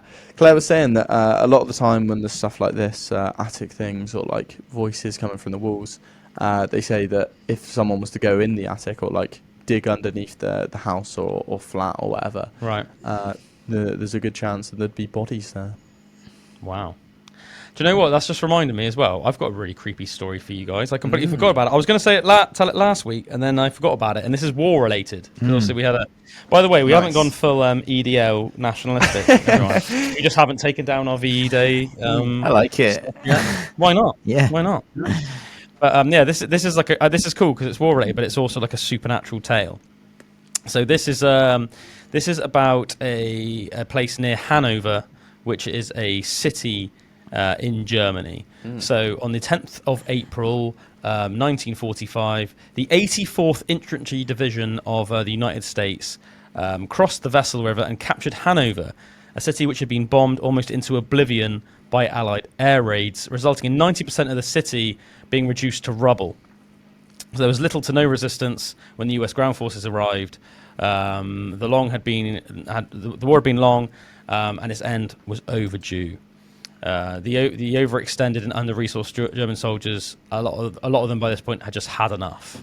One of the towns sitting 20 miles north-east of Hanover was a small unamassed settlement of around 40,000 people. But it was known for a very well-known building that was there, and it's because it was one of the largest freestanding brick-built structures in Europe at the time. It was called the Neures Rathaus, but Neures Rathaus simply translates to like town hall in English. So it was essentially like a massive town hall. There's nothing particularly special about it. Like every German town will have one, but it's not the name about it, which is unusual. What's unusual is that when the British and army soldiers arrived, they realised that the lower levels, so like essentially like there was like a massive basement of this place, and had been flooded by the Germans, like seemingly in a rush. When they realised the Allied forces were coming, they flooded the area and then they left. It was also strange that while the rest of the area around this place was like rubble, there was like apparently not like a scratch on this building, which is quite strange. So the American soldiers thought it was a little bit strange. Like why would the Germans like flood this place? Just really odd. So they sent down sailors. They got in some divers, some divers in the U.S. Armed Forces to go down and have a look at the place. And apparently, what they found down there was like horrifying. Apparently, they sent down 3 divers. One of them died on the dive. One of them just didn't come back. Wow. The 2 that did said that they saw like horrific things down there. Apparently, there were occult symbols on the walls everywhere. Apparently, there were dead bodies like floating in the water. And in one room where there were all these like strange symbols like on the wall, there was like the body of like a man like strapped to a chair, but his head cut off, and like a goat head had been sewn onto his body. What the hell? And it's quite well documented that the Nazis were, or at least some of the Nazis were like very into like occultism and like black magic, and they used a lot of like black magic and incantations and spells and stuff to try and essentially help their war efforts. They also did crazy stuff like put like in today's money like millions and millions and millions of pounds into like trying to find like the Holy Grail and the Ark of the Covenant and stuff like that. But yeah, apparently one of the divers died down there. And it's hard to say, like whether this is just was like terror and their imagination or what. But the divers said that it seemed like some of the dead bodies that were floating in there were almost like chasing them as they were like getting back to the entrance. Which you could imagine that maybe like the current that was being created by them swimming would like maybe pull something in their direction. But nevertheless, you can imagine the terror of these guys, because it was pitch black down there in this basement. So they'd have had these like torches on their heads. And they would have been turning around as they were swimming back to the entrance, and they were just seeing these bodies like floating almost like towards them. And yeah, but that's not where it sort of like ends. Weirdly, I can't remember exactly the reason for this, but I think that the armed forces were like, okay, this place is just, we don't really want anything to do with this like basement. This is really weird. So they just like filled it with cement. They just cemented it in. So it's still there to this day, apparently, by the way. Oh my god! But so like whatever's down there is just like buried in cement. Like all and this the upstairs stuff. is just still used. Yeah. So at the end of the Second World War, they turned it. Obviously, basically the Cold War started. All those tensions, nuclear tensions between the United States and the Soviet Union. And it was used as a barracks essentially for American troops in Germany, and also for American soldiers who by this point obviously had converted to the Allied cause. So basically obviously they were on America's side basically. So German soldiers would be stationed there, so would Americans, sometimes British soldiers, things like that. But there was always like reports of like crazy stuff in these buildings. So apparently in some of the rooms they would inexplicably find like strange like symbols like on the walls and stuff like that. Also there are reports that a lot of people would just like hear strange noises in the night, like hear like what sounded like people walking down the corridors and stuff, but then when they'd look out there'd be nobody there. Apparently there were times where they could hear like people shouting in German, like almost like what sounded like Nazis like shouting, but then when they'd go and investigate where the sound was coming from, there'd be like nobody there. Apparently one guy who was like walking around. He was like patrolling around the building late at night one night. Saw like a full Nazi Panzer tank division like bombing it towards the building, and he like freaked out, and then just disappeared into like thin air and stuff like that. But yeah, and it was apparently it was used as like a barracks right up until I can't remember how long ago. It was like a couple of decades ago or something. But then like around the time of the year 2000, do you know what? I think they might have turned it really randomly into like, I can't remember exactly. I think it might have been converted into like a hotel or something. Mate, I wouldn't want to stay there. Nazi hotel. Yeah, Amazing. And apparently all the soldiers that used to stay there used to say that they had these really horrible feelings when they were staying there, and they felt that they were being watched. What's strange is, apparently, since it's been converted to a hotel, weird stuff goes on there, but people don't describe feelings of like terror anymore. So apparently there are still incidents, like you'll hear like scratching on the walls sometimes, and you'll hear like footsteps, but people don't feel that a sense of dread. Man, it reminds me a bit of that like TV show we all watched a little while ago. What's that? Was it called like Archive something? Archive 81. Archive That was 81. cool. They should have So made good. it. Yeah. They Yeah. I'm still annoyed about that. Yeah. Hate when they do that. Reminds me a bit of that. Invested. There was a basement and that, wasn't there? And it was all like creepy and like all like grown over by molds and symbols. Yeah, and and that was very like like archaic, like all these like esoteric symbols and stuff like that. There's something cool about esoteric symbols. Isn't there? creepy. What do they mean? Do they have power? Yeah, but I tell you what, yeah, can they give me power? But like, yeah, what Next the hell? week the flags are all going to be gone. It's just going to be covered in like esoteric symbols all over the studio. We'll go full on Aleister Crowley. yeah. But yeah, I'll tell you what, some of the Nazis got some weird stuff, didn't they?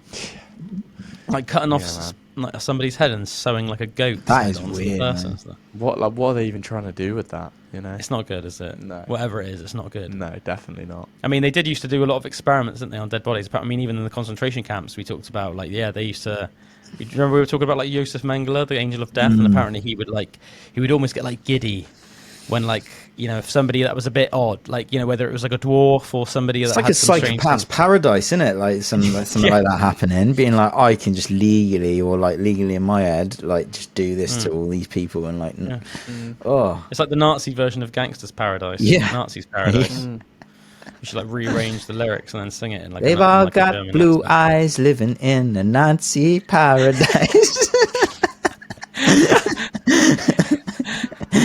Excuse these experimentations that are occurring. I can't live a normal life. I'm a strange Nazi man.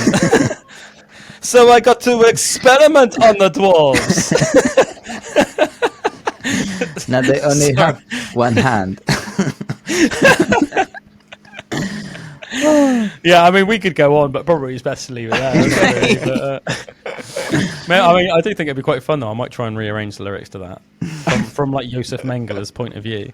That'd be quite funny, wouldn't it? As I walk with Angel Mendler, the Angel of Death, because he says something about the Valley of Death in it as well. Yeah. As I walk through the valley of the shadow of death, and I walk through the concentration camp of Angel of Death. I look around at the lives and see there are not so many left. Because I've been gassing and Killing too long. Even my belly baby and the mother is gone. I never come across a Jew who didn't deserve it. Mate, that's so good. Oh man, I want to know what the next lyric is now. What is it? What is it he says next? Something it's unheard of. Yeah. What is it he says before that? You better stop while you're watching. Oh, you and your Jew friends might be. Oh man, this Oh really? Oh man, no. Yeah. I'll look up the lyrics to Get in Gangster's trouble. Paradise. Yeah, probably, yeah. But yeah, I mean, hey, we didn't do it. We're pro allies. Hell yeah. We're pro, We've got the Union Jack on our shoulders. Come on, people. Yeah. Survival. Survival. I don't know what that means. Survival. I mean, like survival of all, the people in the concentration camps. That's what it meant. in my head anyway. But yeah, what were we saying though? Yeah, Joseph Mengele with the weird experiments and stuff, and he did on like dwarves and like Jews and people that had like genetic abnormalities and stuff. Yeah, Disabled people. Yeah, all I can think about now though is just it's Gangster's Paradise. Yeah, man. Nazi's Paradise. Oh man, so good, so good. Can I tell you guys one more fact? Do it. Which Do it. This isn't even on the wheel. This is just something isn't which even I on the heard, Wheel of which Fortune. is insane. Right. And do you all know that song? It's like, "Hello, my baby. Hello, my honey. Hello, my." You know that song? I think so. It's sort of like a frog singing it. I don't. I vaguely recognise the melody that you were doing, but I don't recognise any frog type activity. Okay. Well, that song. Girl.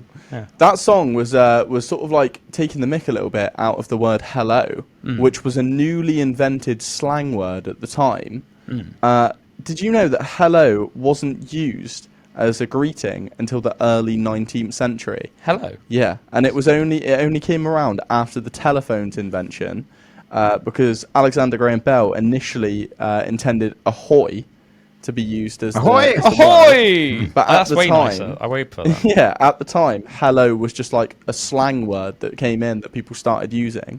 That now is like the main term to greet people. Wow. Like there'd been like a couple uses of it before, but it was used to like to show like shock before that. Hello. Yeah. But now it's just like the main greeting word. How crazy is that? I like to think of what they used before, like hail. Yeah, and what the origin of hello is from, like. Yeah, the etymology. Yeah. Interesting. We'll look it up. Crazy. Look it up. Hello. I heard a cool fact. I heard a really cool fact the other day, which I thought, why don't the media like post this stuff? Did you hear that Antarctica's gained over 100 billion tons of ice in the last year? What? Whoa. Because all you hear about is like global warming and how the ice caps are melting and stuff, isn't it? And then apparently in the last year, over 100 billion tons of ice have formed. Mate, that's a lot of ice. That's a lot of ice in a year. Hell of a lot of ice, isn't it? The trend is in stark contrast to the previous decade, in which the ice sheet was losing mass, contributing to rising sea levels. But then in the last year, 100 billion tons of ice. That there, like, it almost tips me over the edge of just like the farce of global warming, like how much it's been pushed onto us as a society as like an idea.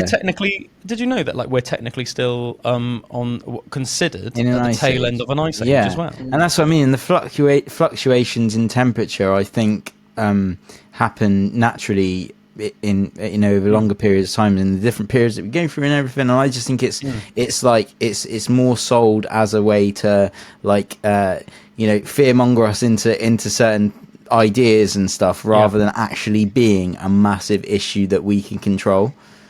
Yeah, you see nutters like Greta Thunberg. Yeah, and that's the one. For some reason, I don't know why. Yeah, I don't know why we had to, but for some reason she just didn't have to go to school. Yeah, and instead just going around the freaking globe, going, "How dare you?" Using normal transport to do it, which all has a carbon footprint. Who are you little freaking weird little Swedish girl, to tell us all what to do? How dare you?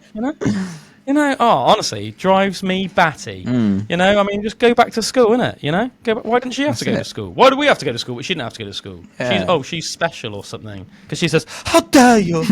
But like, what are they going to say about that? Like you say, it's not even in normal media because it's not. Yeah. That's not gonna be very good for the whole global warming idea. Also, a couple of other points. It's like a fact, isn't it, though, that as well? Because like when obviously carbon levels do rise, what ends up happening is you end up having periods of basically plant life flourishing because they essentially what they breathe.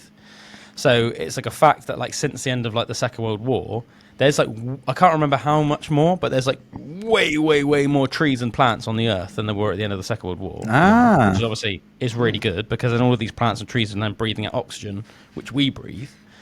But also, and this was really interesting, I can't remember, it was a podcast with somebody that knew a lot about these subjects. I can't remember who, I know that's super vague. But anyway, do your research into it, people. Let what I'm saying spur your own information rather than just being like, oh, right, well, this is a bit wishy-washy. But anyway, they were saying And I definitely agree with this. I think this makes sense, even as somebody that feels the heat and likes it to be a bit cooler. And they're basically saying that like throughout history, and you can see this just like throughout since the dawn of mankind, this is like a fact, and I agree with this. That it's actually much easier for people to survive if it's a bit too hot rather than a bit too cold. And I think it makes sense to all of us, doesn't it? Even when you're sort of struggling on a summer's day, you're sitting around in your shorts outside under a tree. You're boiling and you're like, oh, I just wish it would be a bit cooler. But really, it's like, you're moaning about the fact that it's hot and you're seeking the shade, but it's all right. Whereas in contrast, if it was really cold and you were stuck outside, like you could get, you could get hypothermia and die. You could get frostbite and lose limbs. Lose fingers, lose toes, things like that. It's quite happens to people unfortunately when they get like lost on Everest or lost mountaineering and stuff like that in very cold places.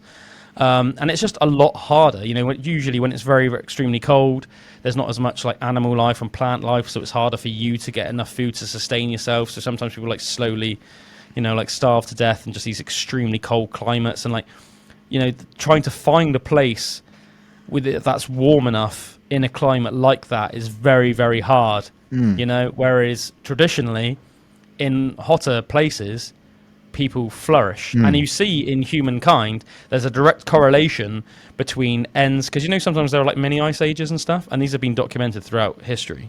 So then there's been several instances in the last like 10,000 years where there's been like mini ice ages which have lasted for about 200 or 300 years. And what you tend to see in those periods is that human populations dwindle and die out quite a lot. And then when they end, and then we go through stages of like lots of heat, and they're almost like the opposite of that, where there's like almost like very, very hot summers for like 100 years. It's actually the correlation is that there's a high correlation between those periods and like technological breakthroughs, advances in civilization, and stuff like that. So I don't know. I just think even as somebody that everybody hears me going on about how I find it too hot and stuff in the summer, it still makes perfect sense to me that I'd rather it to be a little bit too hot than a little bit too cold. On a survival basis. Yeah, and I also think there's this weird thing, and you guys, I hope everyone listening to this by now knows I'm not like a conspiracy theorist, but like with that said, I'm also open to anything. So I think you should hear things out and just listen to the evidence and stuff. But in the 60s and 70s, the scientists were saying that the world's population had to be concerned about like the ozone layer. When was the last time you heard anyone going on about that? Oh yeah, even when we were younger, there was a lot of that. Recently, something about Australia. Apparently, it's like a silly fraction. It's like 2 in 3 people or something get skin cancer in Australia because there's a hole in the ozone layer there. Really? How crazy is that? I'm pretty sure that's the stat. What do you guys think about the that thing that's going to be passed in the UK of weather changing to try and block out the sun? I just think that people shouldn't be messing with stuff like that. Personally. No, I looked into it, and they're passing like experiments on it in like labs and stuff, but I don't think it will ever actually go into like practice. I hope it doesn't. Like I think it's just one of them where they're like sort of trying to learn if it's something that can happen. To me, I just think that like I can't imagine it ever would. Like logistically, it doesn't make sense. Like especially with, I guess to lower everyone's temperature and the world's temperature, you would need to do it globally. Yeah, this was just going to be experiments in the UK. So just targeting literally the UK and about like spraying some particle into the thing just to block rays of sun. It's like we don't get enough sun anyway in the UK. But I think if you start messing around with things like that, it must have like consequences for like the nature and everything, it doesn't sound good, does it? No, it sounds like the sort of thing that's going to like. It sounds like the sort of thing that would happen in a movie, and then there'd be like really dire consequences, and then we'd like destroy the UK, and we would have to move out, but it would be like really dramatic. And, you know what I mean? Like one of those like apocalyptic movies, but even if it was just on like a national scale. The sun went to black. the day that Britain died. Yeah, starring us as the main characters. Trying to like go down to like frickin' the docks and like hijack a boat to like go across the Atlantic to survive, to go live a new life in Texas. Arrive with the cowboy hat on. Yeah. Arrive just like that. Howdy, partner! Where's the barbecue at? We ain't Yeah, found but our I way don't to think- Texas. Howdy, partner. Yeah, I just arrived off the boat, but I'm already embracing my new American life. That's what I say to them all. Now, where's the nearest bar? I want us to some country. Y'all get me some brisket. Yeah, but you know, I don't. Yeah, I mean, I don't know. It doesn't sound. I just think this country's not overwhelmingly hot. I mean, it seems all right, doesn't it? Really? Yeah, don't start messing around with the clouds. Probably leave it for now. I reckon it's one of them where I can't fizzle see out. anything happening from it. I hope not. Bit outrageous, isn't it? Bit outrageous. Yeah. Because I do think if Yeah. it does, then people are going to kick off about that. Like, because it affects everyone. It's not something that's like, oh, we're going to do it in this remote part there's no humans there. Like, that will affect, and you know what I mean? So, Yeah, at least do that first. yeah. Do it on frickin' Point Nemo. Yeah. There's something about creating Do it on the clouds UK. and stuff, and it's like, have you never Aren't we looked the most up? densely populated? Oh no, that's probably like India, isn't it? And then China probably. But we are I think we're like the most densely populated country in Europe. Yeah. You know? I think they're trying to do it on like small scale, so in labs to like start with. Yeah. But I can't see it being like a great just idea on like either somebody's way. salad. Yeah, exactly. Yeah. Like how would Put a you even little do that on a small cloud scale, above you know what I mean? someone's salad. yeah. So the salad doesn't get too hot and like the leaves wilt. Yeah. Yeah, I mean, I don't know. Maybe there's like something more going on that I'm not aware about that actually means it's a good reason. But if so, why isn't this being talked about and like explained to us in the media? Because you think it would be a pretty important thing for like everyone to know, rather than it just being like, we are going to potentially just make it way colder in the UK, even though it's not even that hot. What you were saying about Australia, Bullwinkle, I can't help but think. Obviously, obviously people get like skin cancer essentially from too much exposure to the sun. Considering how hot Australia is. I mean, I don't know, because obviously, I'm just saying, like, Australia's such a sunny, hot country. Surely, like, the rates of skin cancer are naturally going to be a lot higher than they would be in, say, like, the UK and especially places like Scandinavia anyway. I think so, but then I also think, like, I searched it up, 2 in 3 people are estimated to get that's it in very their high. lifetime. But it is a very common thing, isn't it? Yeah, Skin cancer. I'd be curious if I was to search up, like, another hot place like a place in Africa. Yeah, but they're black, man. I suppose that would Black make people a are difference. more resistant to skin cancer than white people. I suppose. My uncle's had skin cancer. I mean, luckily he caught it so early. They essentially just lopped off the cancerous mole. My and he was granddad okay. did on his head as well, top of his head. But I mean, what I'm getting at is it's very common. Funnily enough, like M's being investigated at the moment for like a potentially cancerous mole. But even so, like luckily, again, like she's pretty on it with stuff like this because she's just quite like a moly person, and moly people obviously suffer from them more. I know that Emily's sister's boyfriend and that apparently he's had to have like several moles removed because they're like considered precancerous. It's quite dangerous to remove moles as well. They bleed like loads, don't they? Well, that's obviously why they do it surgically with like a certain doctor, and they sort of sew it up and then put a patch on it. Obviously, afterwards, it's in the grand scheme of things, it's still very minor surgery, isn't it? You're basically like usually in and out within a couple of hours. Yeah, in and out of the hospital within a couple of hours. But obviously, you want to lop it off before it like sinks too deep into the tissue, because then it's like like any cancer, it can grow, and what you don't want it is to like spreading to your bones and your organs and stuff. But yeah, crazy. But yeah, I mean, I don't know. I know what you mean. I mean, I'm no expert on the ozone layer. Don't get me wrong. Yeah. I just think obviously, if you're a white person living in a really hot, sunny country, your chances of getting skin cancer are going to be a lot higher. Anyway. Yeah, and as I said, I already know several people myself that have had either cancerous or what they're known as pre-cancerous moles and stuff like that. When you hear people describe like what like sunburn actually is, it makes you like never want to go in the sun. Like it's awful, isn't it? It's awful. Do you know John Cena just got diagnosed with skin cancer? I don't think it was recently.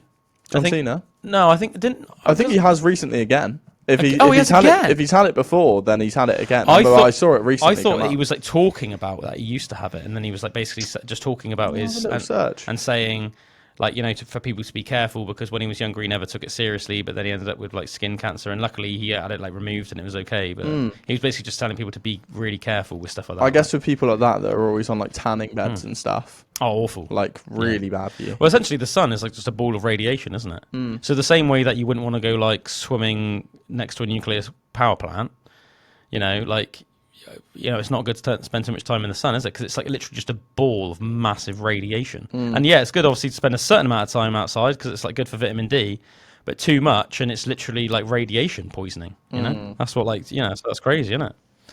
Anyway, guys, we're gonna have to leave it there because End of the show. it's the end of the show. You know, we're almost 2 hours in. We gotta go. We gotta go, people. We got things to do, people to see. But thanks so much for listening to another Pandora's podcast, Pandora's Box show. We love you. We appreciate you if you've made it this far, or even if you haven't made it this far. But then, how will you even know what I'm saying right now?